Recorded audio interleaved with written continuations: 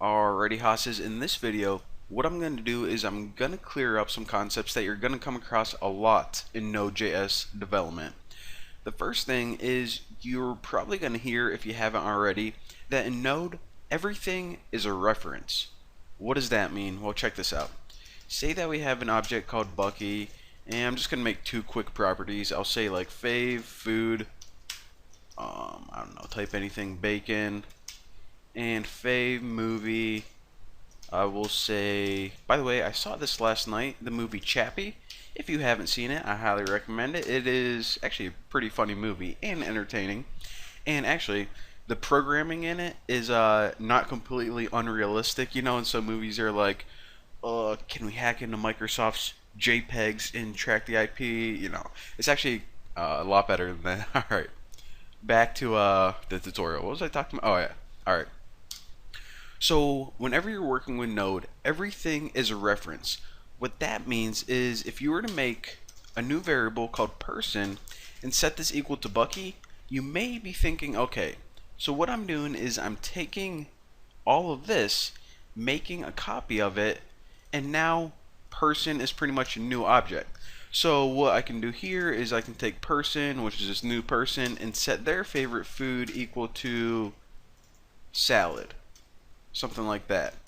So of course Bucky's favorite food would still be bacon and the new person's favorite food would be salad. Simple enough, right? Well, check this out. If we take console and print out Bucky dot fave food, look what happens. You run this, it says salad. Wait a minute, I set Bucky's favorite food to bacon, and just this new person, I made a copy of Bucky, but then I changed their favorite food to salad. So why did it change Bucky's to salad? Well, this is what's a little bit different and may trick you up a little bit in the future. Whenever you assign Bucky to person right here, you're not making a copy of all the properties and everything inside this object. You're just getting a reference to Bucky.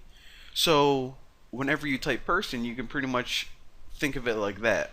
So again, whenever you change person favorite food, since person is a reference to Bucky, you're actually changing Bucky's or my favorite food. So that's what's going to trick a lot of people up. And if you actually want to make a copy of this and, you know, try to make this program like you expected, I'm going to show you guys how to do that in a couple tutorials, the proper way of making multiple copies of objects. But that's what people mean whenever they say everything is a reference.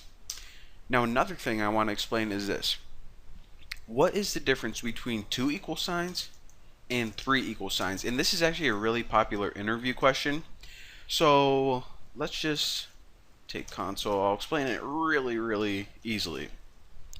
So whenever you use two equal signs, such as you're comparing the number 19 to the string 19, what's going to happen is this is going to print out true. So even though that this is a number and this is a string, whenever you use two equal signs, it only compares the values.